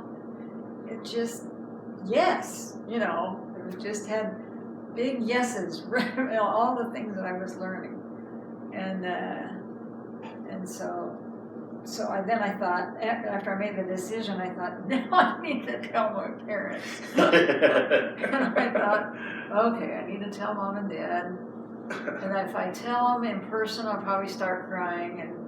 And I thought, I don't want to do that. And so then I thought, okay, so I'll write them a note. I'll write them a letter, and I'll leave it there when I leave for church and leave for work, and come back and, you know, get their answer or whatever. So I wrote him a letter. It wasn't incredibly long, but I basically told him, you know, that I had, you know, met a girl at work, and she was a member of the church, and that I had wanted to learn, you know, the beliefs and whatever. And I said, I learned a lot. I said I was not brainwashed. This was nobody twisted my arm. You know, I want to join this church, and I said I'm going to be baptized on this certain date, and I said I would love for you to come, but I said I only want you to come if you want to come. And so they, you know, I left it and came back, you know, after work, and they had read it and left and gone, I don't know, bowling or whatever. They were not home when I got home, but they left me a note and said, you know, we're happy about your decision, and yes, we would love to be there, you know. And I thought, yes. And they came to my baptism, and they got to meet Carla's dad and Mom and stuff, and so it was good. So they invited, after baptism, they invited us over to their house for, you know, cookies and ice cream, and sat and chatted and whatever. And I can remember leaving their house, you know, after the evening was over, and I can remember turning to Marlon and going, oh my gosh, you're Mormon. You know, I mean, I hadn't thought about that, you know. It's a holy crap moment, you know, that everybody has when you make that decision. And I can remember her saying, you can start acting weird anytime. And we just laughed, you know. Yeah. We just laughed. But, you know, I have never, it's been 40, this is 2019, so it's been 46 years, and I have never, ever regretted that decision. It has blessed my life. So, from the moment of changing your whole life, where your life started in the Indiana area, then you make the big move to your new favorite place, to Arizona. Then you're like, I'm going back, and I'm never coming back. Peace out, Indiana. I'm done. Well, my parents said I had fallen. Oh, that's right. They came first. I had fallen in love with Arizona, and when I went back to Indianapolis, you know, I talked to my parents, and I said, I love Arizona. And I said, I'd like to move there, you know, and they had already been to Arizona a couple times and had fell in love with Arizona, and they thought about retiring there. Seriously. They had, like, shopped for homes. And so they were, this was March that I had, like, come home and said, I love Arizona. And so they had made plans to visit Arizona that summer, come out here and look for, like, a house to buy. or condominium or whatever, because they didn't want to have no more lawns to mow. They didn't want to I mean, Indiana is very rainy and humid and lush and green, and lush and green means you're going to be mowing that lawn once a week. No, they didn't want any more lawns to mow, and so they bought a condo. So they came out here, went looking in Sun City, and they found a condominium apartment, and it was a model home that they purchased on Thunderbird Boulevard. Nice so place, 2 bedrooms. Yeah, 2 bedrooms. So I'm assuming it's the same place that I Yes, remember, the one yes, that I yes. visited. And so they bought it, put money down on it, bought it, and then my dad went back to work one more year. And so his retirement was like the following, like that was like June, July, whatever. And so he would work until 74. So that was 73. So he worked until November of 74 and then retired. And you moved down in the meantime, like before that? Did you move down here? No, so I moved with them. Oh, okay. So you So- lived in that house? I lived in the house that, I had moved back home with them. Uh-huh. I moved with a girlfriend after the divorce, and then when I joined the church, I was still living at home, Yeah. and I still lived at home until when they, prior to his official retirement, they moved all the furniture that they were going to keep out to Arizona. They rented a U-Haul and moved. That's That's your dad's. ringtone. No, that's not mine. That's your dad's. Oh, okay. So they moved all the furniture and stuff. So they sold the home and moved all the furniture to Arizona, and then they flew back and lived in an apartment while he was finishing until November. Oh, wow. So while they lived in an apartment, I lived with Chris Harbin at the time. She's Chris Campbell. She was a divorced gal with a little girl. She joined the church 11 weeks after me. After I joined the church, we went, we were close, and we went out to lunch and whatever, and she wanted to know about the church. She came to church with me and introduced her to the missionaries, and she took the discussions and was in our, like young single adult group, even though she wasn't single. I mean, she was divorced. Anyway, it was okay. So I lived with her until my dad retired, and then I moved with them. Mm-hmm. So then, yeah. Did you live in that house until you married Dad? Did you move out of that house, like, into your marital apartment? Yeah. I lived in a condominium apartment. Yeah. Grandma's I right. think that. Wow. Yes. So, Yes. I feel like the first activity, if I remember the story correctly, that you ever went to here Mm-hmm. as a Mormon Mm-hmm. was when you met him. Is that? Am I getting the timeline right on that? Yeah. We arrived in like early November, Mm-hmm. and I started going to church in the ward that I lived in, Uh-huh. Glendale 5th Ward, and I tried to catch up with the young single adult activities. Mhm. I knew that they had a group, and I somehow just couldn't meet up with where they were. I don't remember why I couldn't find them, Mhm. but anyway, it took me a while to find out where they were meeting, on what night and what time, and be in the right place at the right time. So by December the 4th, I finally, it was my first like family home evening, Mhm. kind of activity that I knew that they were meeting at the Glendale Institute, and I knew where that was, and so I came early to meet people, and he was fresh off his mission. Mm-hmm. And he came early to find out who was still here, And so I was. Wait, that was his first That was his first after his mission. time back too? Mm-hmm. I don't think I knew that it was both of your Yeah, firsts. Yeah, both Wow. of our firsts. And so he had just gotten off his mission. And I finally caught up with everybody. Yeah. Uh-huh. And like I said, I came early. And so I was sitting in my car early, waiting for people to show up, Your father's daughter. I'm my father's Early. daughter, early. And so he came and parked his car, like next to mine.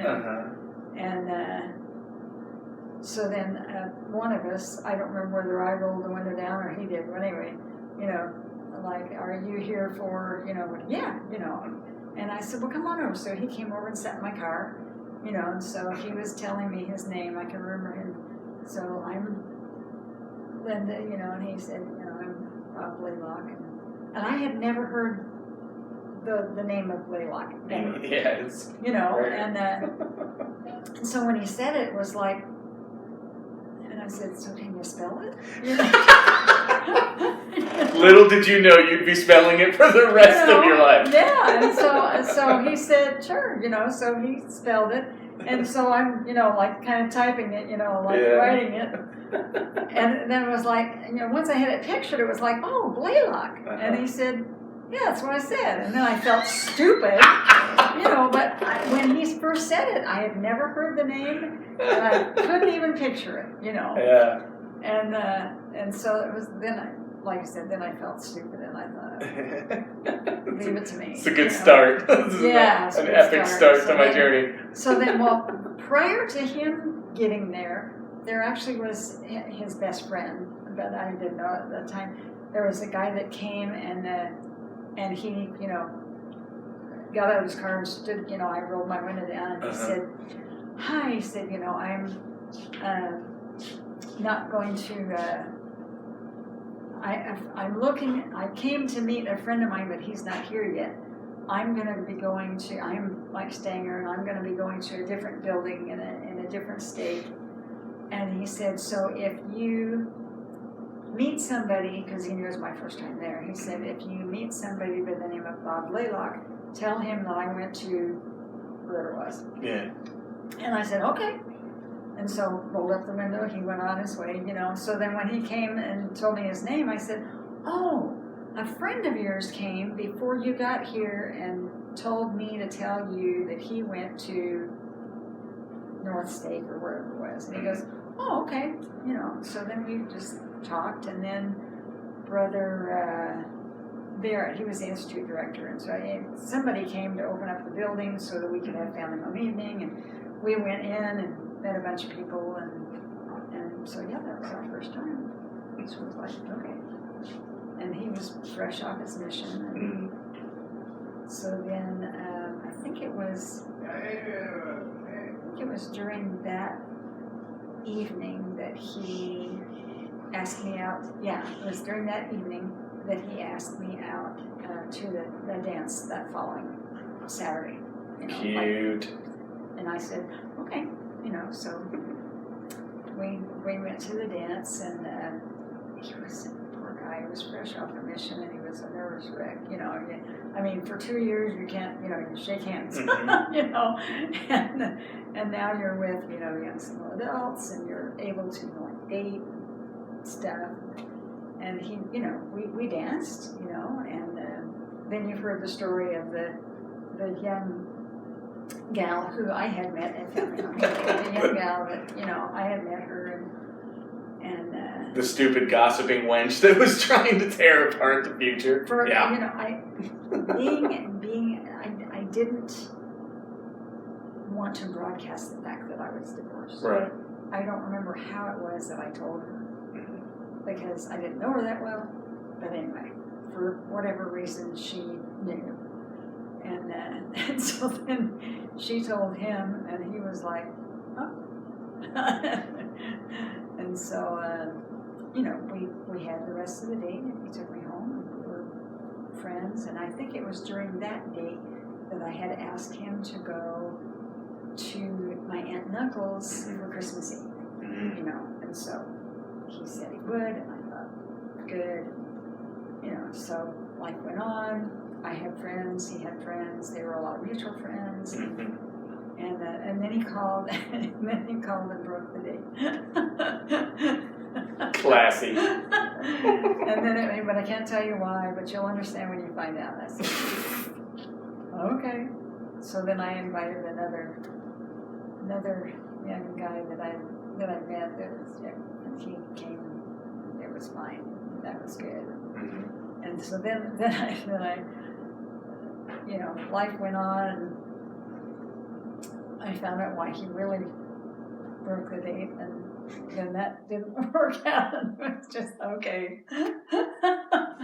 So, and we see Becky all the time in the temple. She's a temple worker, and she's there usually on Thursdays when we go, and so. And not his wife, because you know. Yeah, well, and she got because married. That's what you get She got when you break a date. She got married to a doctor, and they're, you know, they have a family, and she travels all over the place, and she's really nice, and I like her. She's a good gal.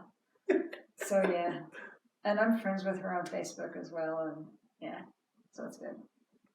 So I guess rest is history, huh? I don't know. What? Rest is history. So I met your dad, and we did. He dated. He kind of dated seriously. Dated serious. That didn't work out. Dated serious. That didn't work out. Dated serious. That didn't work out. Kind of thing. Much like you. Oh, glad we have a lot in common. And me, I was like dating 3 different guys, and then I dated 3 other different guys, and I was dating other 3, you know. So I wasn't like going steady. How did, of all the things I inherited from you, how did I not inherit your player status? I have encouraged you not to put all your eggs in one basket. I have encouraged you to branch out and to experience multiple things. You know that I have. All right. Just don't follow You win.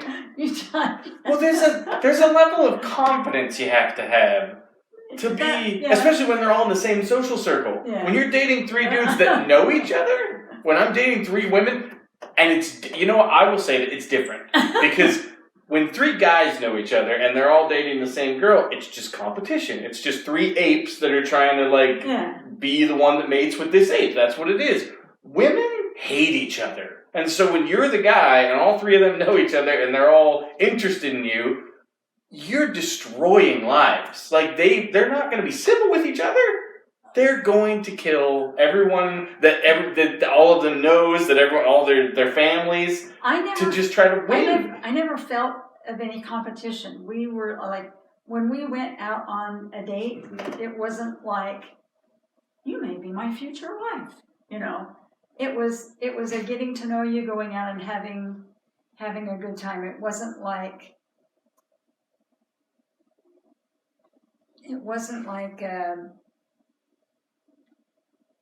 it didn't feel like seriously like shopping for a mate, even though you kind of it's like trying on shoes. Dating is like trying on shoes. It's wasting each other's time in the most civil way possible. That's what dating is. It's like trying on shoes. It's like, and I've told you that before. But it's like going out with this person and seeing different similarities, different, like he likes hamburgers, he likes steak, it's like he likes this kind of movie, I like this kind of movie. It's like trying on shoes. It's like, does this feel pretty comfortable?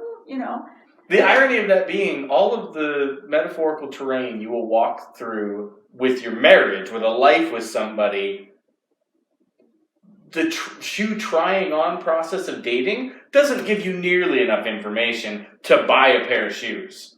There's no way you know what that shoe is going to feel like on a cliff and you're hanging on for your life 20 years later because something's happened. Like when you try on the shoes and you have one that fits like comfortable, like. No, I don't know. I guess I don't know that I've ever met anybody. You just. I mean, there's... All women have stressed me out. All of them. All of them. All of them. Amanda was probably the easiest ride, just because she's so sure of herself, and she was just such an independent human that, like, I'm very codependent. I need you to be okay with me, so I'm going to go out of my way to, like, make sure that I'm going to do it so bigly that you're going to tell me that you're okay with me, and I'll just have, like, a release. Oh, thank you for telling me that. I need that. It's part of my codependency. With someone like her, if I was upset with her, she was like, all right, later you won't be. Like, she didn't have any need to make amends with me. So arguments, which was hard for me to get used to, because we'd have a fight, and 3 days later, the next time she came to talk to me, I was like, all right, here's where she breaks up with me. And then she was like, what's for dinner? And I'm like, I had to really get used to being like, oh, okay, so she's not going to go. And yeah,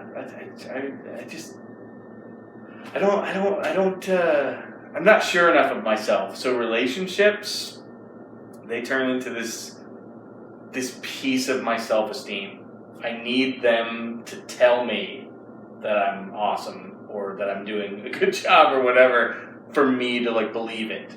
And most of the women that I've been with, I feel like they've just been kind of, I guess, self-involved. And I don't think it's a bad thing. It entertains the hell out of me. I love it. It's why I pursue them as a partner. But at the end of the day, like, I end up just being exhausted from trying to get their attention and trying to, like, make them happy or to make them laugh or whatever, and unfulfilled, unsatisfied, because they're just not wired to give that to me easy enough. Like, I gotta pull it out of them, just a compliment or some kind of reassurance or something, versus, so yeah, like a glove, like, putting on a shoe and being like, yep, this is what I'm going to walk in for the rest of my life. I think every woman that I've pursued a relationship with, like, yeah, there's always a little bit of, I don't know, if I step on it like that, and maybe I'm just thinking too much. Maybe I overanalyze it and I'm looking at every little nook and cranny, and so maybe the truth is, for me, my personality type, like, I'm an incredibly self-aware person. And the drawback to that is it means I'm also hyper aware of you. Everyone in the room. I can tell you lots of things about yourself just by the way you're standing, by the way you're talking, like, very, very aware. So when I'm romantic with somebody, when I'm that connected, I know all her flaws. And I think the part that annoys her the most is she's trying to hide them from me, like we all do. We try to be our best selves around each other and stuff. And she'll have, like, a real bad day or a real bad night, and we'll get past her, you know, just vomiting her feelings on me or whatever because she just had it for that day or whatever. And she'll be, like, astonished that I'm not, like, exhausted by that, or I'm not surprised by that. And then if we do actually have a conversation about it, I'll be like, because I know you're like that. She's like, what? I'm like, and I tell her everything about her that's wrong with her, like all of her flaws. And she's like, well, why would you want to be with me? I'm like, because no one's perfect. Like, that's just, there are things about you that I dig, and here's the whole list of those. And I'm aware of all of your flaws, and I think my job as your partner is I'm on the lookout for when those flaws are making your life hard on you, and I'm just trying to figure out if I need to step up and support you, or if I just need to get out of the way and let this storm blow by. And if it's weird for you that I know everything about you, like, if there's anybody in this room that can lay your shit bare, it's me. Like, I'm the guy who knows all of your worst tendencies, all of, like, I know your greed, I know your envy, I know your shame, I know all of it, because I know about you. And, yeah, everything that's good about you is so good that I'm here, and I'm in love with you. And I think it's the reason why women leaving me has broken my life in the way that it has, because the manner in which I love is unique, and I can't wrap my head around somebody getting to know me and falling in some level of love with me, and then feeling like there's something better out there. I can't fathom that anybody who's seen how I love thinks that there's something more fulfilling out there. So I just fall apart like when they're gone. You know, I've just invested so much that I'm incomplete. It's kind of like going through a divorce again and again and again, because when I pick somebody, when we start building that life together, like, I'm not kidding. I'm all in. I pushed all of my chips onto the table. I'm like, I have a crap hand. I don't care. I'm in. I'm all in. And I mean, I acknowledge on a psychological level, like, that's unhealthy. Like, you need to wait. There's a time when you push your chips in, and you do it together. Both of you make an agreement, make a deal. That's technically what the idea of marriage is that you're at a moment where now we are ready to fully commit to this thing, and both of you at the same time push all of your chips in, and so there's a balanced thing. I'll do it from date 3, because I don't need to know much about the human to know that I want to be a part of this human's life, and I'd very much like them to choose to be a part of mine. And so I guess it's like this imbalance with me in dating, where most women, I think, are kind of wired to not push their chips in until that moment. And so our dating experience, I think I'm super fun to date. The first 6 to 9 months with me is heaven. It's why me and Brianne, like, we almost eloped, because it's so freaking fun. I'm great. I'm the most fun, and I'm so comfortable, and you just feel so. It's great. It's wonderful. But I think that's because I push my chips in 2 or 3, dates or times out in. So you're just getting so much from me that you're seeing what life would be like with me, because it is. I'm giving you marital commitment up front. Like, you don't need to show me anything. You should, it's almost like most people have a hard time hiding their cards from me. Like, I know what's in your hand. I can tell. I see all your tells. I know who you are. And so I guess where that becomes hard for me is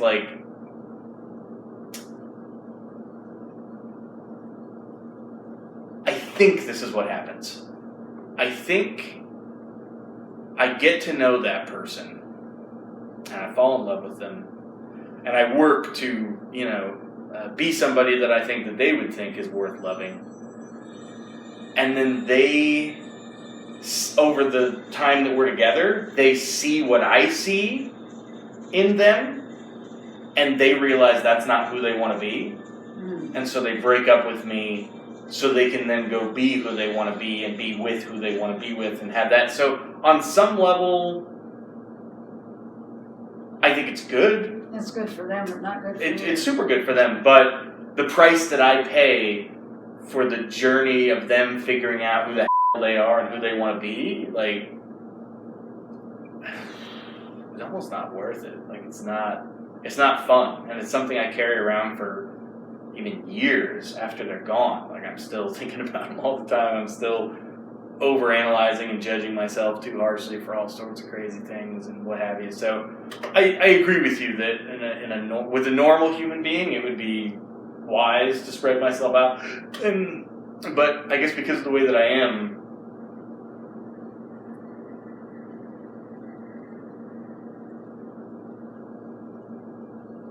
I guess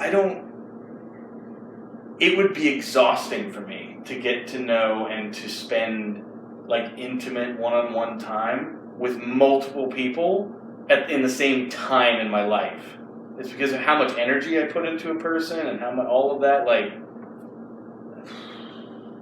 and I can't see it lasting long either, because the 3 are distinct women. One of them's gonna stand out. One of them's gonna have more of the type of whatever I'm looking for. And I'm gonna know that right up front. So, I would just never consistently carry multiple things, because, in the sense of, I guess what I said, that dating is wasting each other's time in a really socially acceptable way. I don't enjoy wasting, even musically. It's been really hard to go from band to band and project to project, because I'm a very committal person. I like being in really invested, committed relationships. And so when people just decide that they don't want to do this anymore and walk off, like, it messes me all up. I don't know how to feel about myself or about what we were doing in the first place when somebody walks away from it. I'm like, it's like, I can only imagine, the only comparison I can imagine is when someone walks away from a family, like a spouse and children, where it's just like, look, how did you see what we were building? Because if you can just walk away from it, like, there's value here.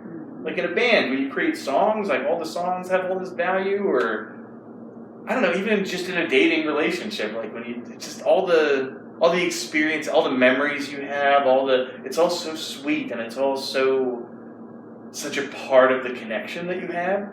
I don't understand what makes people walk away from it. I mean, to the point that, my ex-wife, who I wasn't a good match for, or she for me, I tried to stay with her.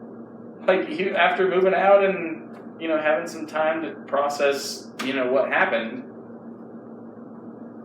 I made up my mind that she was worth it and that I loved her. Like, she divorced me. Like, I guess I'm a strange creature in that way. But, you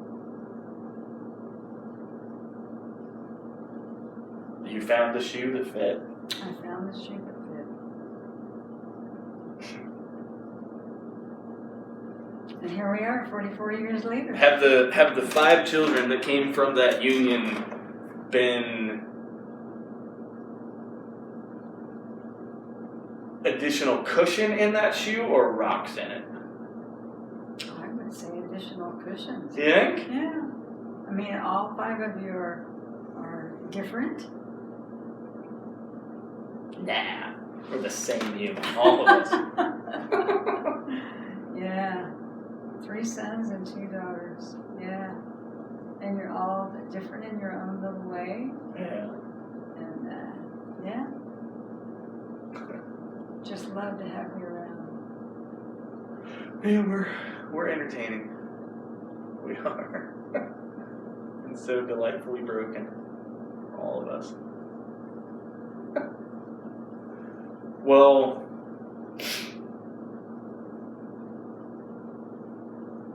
in the vein of the fact that if the internet sticks around forever, which we'll just assume that it will because we're socially addicted to it as the apes that we are,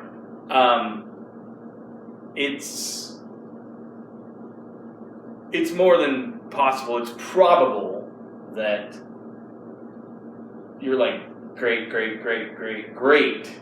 grandchildren might see this. Like, this may be a huge part of, like, their genealogical experience. I'm not so sure the internet's going to last that long. I mean, we know at some point the Savior's going to come, and we're going to have 1,000 years millennium, right? You don't think the internet's going to be a part of the millennium? I have no idea. I'm going to leave that up to You don't think the ability to communicate across the world in milliseconds is going to stick around? You don't think Jesus is going to want his government to use the internet when he comes? I don't know. I'm going to leave that You up think to him. email's not going to be his thing? You don't think... I'm confident that in the same way that Mormons believe that many of the technological advancements that we have received in the last 100 years have been communicated to man by God as a means of expanding, Very true. Yes. really like the church and the gospel and all that sort of thing. It then stands to reason that this technology that we're receiving is really just mimicking what God uses and how they live there. There may even be a better form, because remember the big records, and then they went to the the cassettes, and then they went to the CDs, and then they go to the Well, and you're right, and maybe what I mean is when I say the internet, I acknowledge that what I'm talking about is a series of millions of computers that are all connected together with wires, Right. and so when you're searching, you're plugging into a server that's in Pakistan somewhere. I get that, I guess, but when I say the internet, what I'm A record, a visual record. how I see it to sort of I guess kind of metaphorically is an interconnectivity. Yes. And I think a database of human experience, which is kind of what the internet has turned into, is something that heaven is interested in.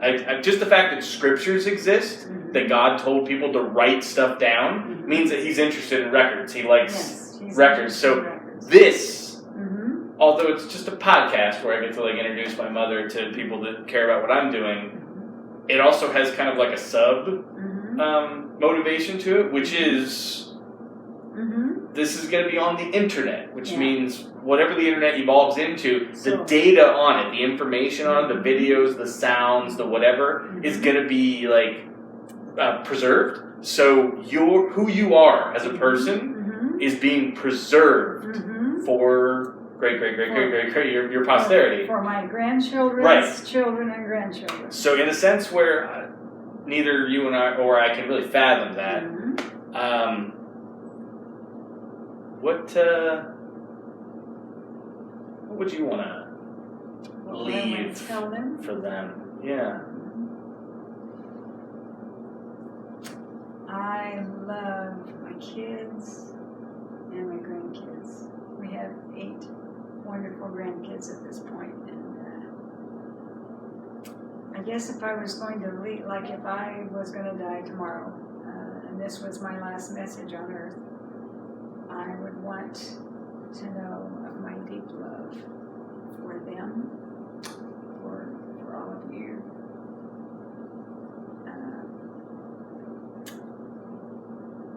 I would want them to know that I'm grateful to be a member of the church and to have had our marriage in the temple so that our family would be born of the covenant. I am aware that we have 4 grandchildren that are not born of the covenant or sealed, and I'm hoping that will happen someday. That's a deep, very deep hope.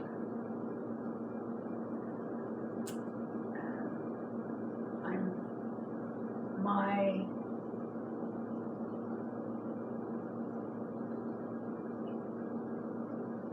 deepest desire would be to have all of you in heaven with me if I make it.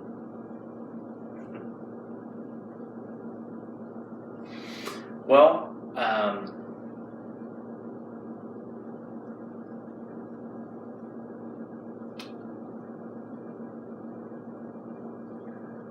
I don't think I talk about it much, and that's just because I guess the last 10 or 15 years of my life have been complicated enough for me that they've put kind of a strain on our relationship. I think I've led them by behaving about some of my hardships in certain ways, or reacting to your efforts to support me through those hardships in certain ways, has put kind of a rift and a distance between us. But the truth is,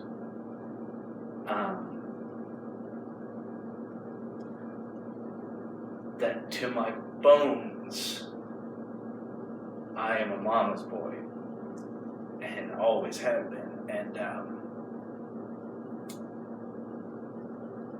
out of our entire family, it's arguable that you and I have the closest relationship, because the times that we've spent together and have been close have been both very enriching, kind of like we were talking about, you know, how this gospel, this church can be very sustaining and nutritious and enriching.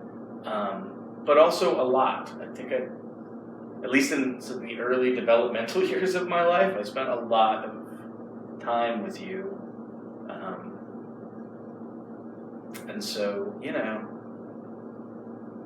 I think maybe part of what breaks my heart the most about,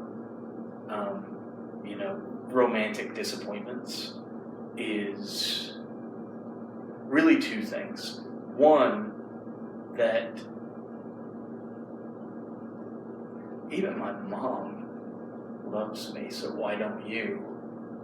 And beyond that, maybe in connection to part of what you were saying a minute ago,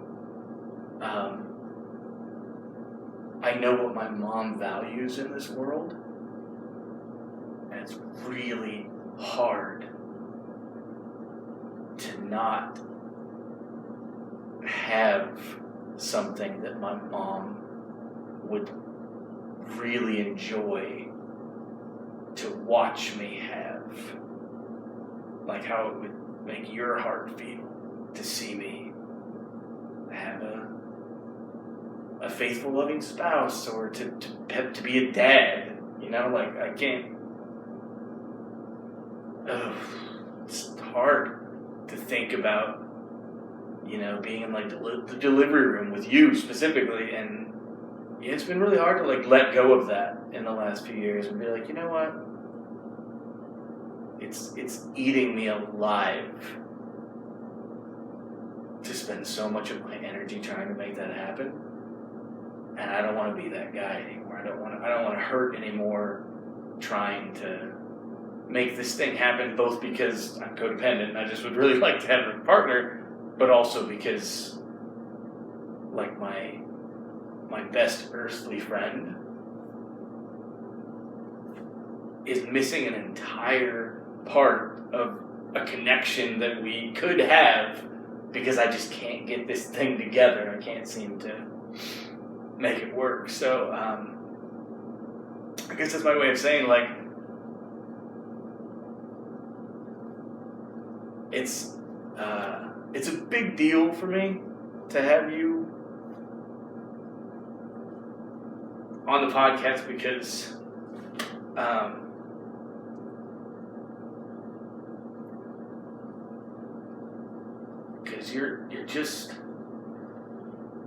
you're in a place in my heart that when I'm mad at you, I'm mad at myself because I kind of can't successfully hate you without hating myself for doing it,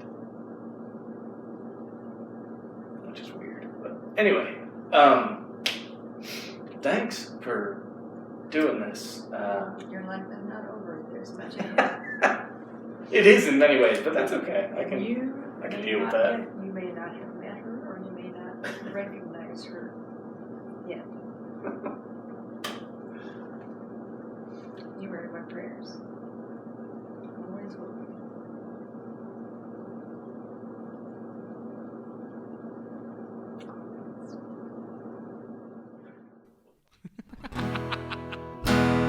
I love you, Anthony. This one, let's see. What time is it in Arizona right now, do you think? Is this watch right? Is it 9:15 in Arizona? Is it 10:15 here right now? Okay. So this is my Arizona watch. I wonder if my mother's still up watching this. You think so? Well, in that case, Mom? We do love you, Mrs. Blaylock. This is for you. Across, 1,200 miles that way. This one's for you. A long time ago, a few years ago, me and my baby sister teamed up to put together a little Mother's Day project for my mother. My sister edited together some video of us as kids, and I was tasked to pick a song to perform that would be edited into the video. What I picked is a song from the 1987 classic, The Chipmunk Adventure. Because that's by far one of the best soundtracks you'll ever hear. So if you want to have some fun later, go look up that film and that soundtrack. But this song is from it. It's called My Mother, and it's for my mother. Here you go, Mom. Love you.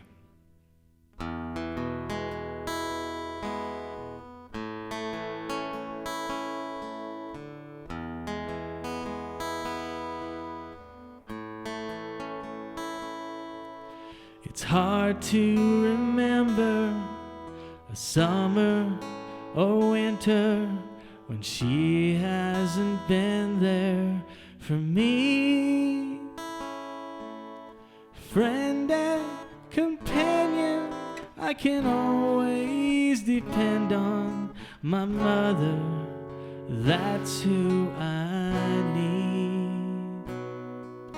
I've taken for granted the seeds that she planted.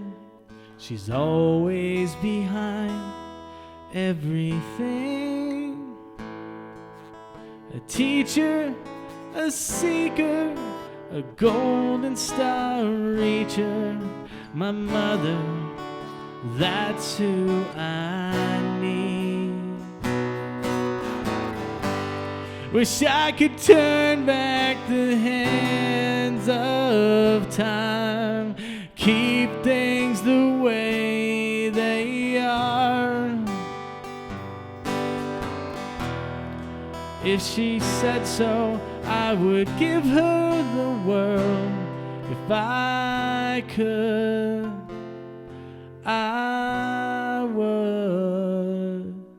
My love and my laughter from here ever after is all that she says that she needs. Friend and companion, I can always depend on my mother. That's who I need. My mother, that's who I need. That's who I need. That's who I need.